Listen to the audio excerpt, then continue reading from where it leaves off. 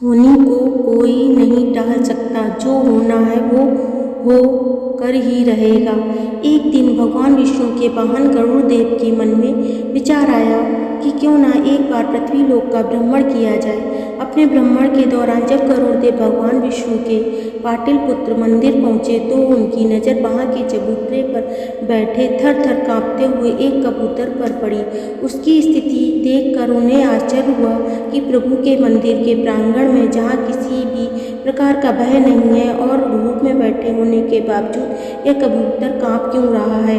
उन्होंने उस कबूतर से काँपने का कारण पूछा तो उस कबूतर ने पहले तो उन्हें प्रणाम किया, उसके बाद कहा कि प्रभु, आपके आने से कुछ समय पूर्व यमराज यहाँ आए थे। जब उनकी नज़र मुझ पर पड़ी तो मुस्कुराते हुए उन्होंने कहा कि कल सुबह सूर्य के उदय होते ही इस अभागे प्राणी की मृत्यु हो जाएगी। कल मेरे जीवन का आखिरी दिन है। ये जानकर भला कोई कैसे खुद पर नियंत्रण रख सकता है, इसलिए मैं मृत्यु के भय से डर के मारे काँप रहा हूँ। मैं अभी मरना नहीं चाहता।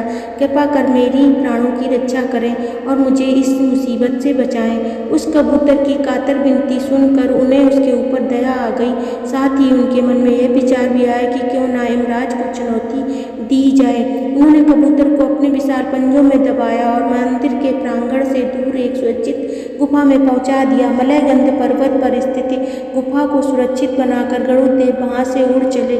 वहां से उन्होंने सीधा यमराज की नगरी यमलोक की ओर उड़ान भरी। कबूतर के प्राणों की रक्षा करने की अपनी सफलता के बारे में यमराज को बताने की उत्सुकता उनके मन में थी। वो यमराज को यह बताना चाह रहे थे कि उन्होंने कबूतर के प्राणों की रक्षा करके उनकी योजना को विफल कर दिया है। जब यमराज को पता चला कि गरुड़ देव स्वयं यमलोक पधारे तो उन्होंने उनका उचित आदर सत्कार करके आसन पर बिठाया और यमलोक आने का उद्देश्य पूछा। तब गरुड़ देव ने बड़े शान से उन्हें बताया कि आज जिस कबूतर की मृत्यु होने वाली थी उन्होंने उसे बचा लिया है। उनकी बात सुनकर यमराज मुस्कुराए और चित्रगुप्त से उस कबूतर के बारे में पूछा। चित्रगुप्त ने महाराज ने अपनी बही में देखकर बताया कि भगवान विष्णु के पाटलिपुत्र मंदिर के रहने वाले कबूतर आज के दिन सूर्योदय होते ही मलयगंध पर्वत की एक गुफा से विदंत सर्प का भोजन बनेगा और अभी कुछ समय पहले ही वो घड़ी पूरी हुई। ये सुनते ही गरुड़ देव के आश्चर्य का ठिकाना न रहा और सीधा उस गुफा में पहुंचे। वहां उन्होंने देखा कि सर्प ने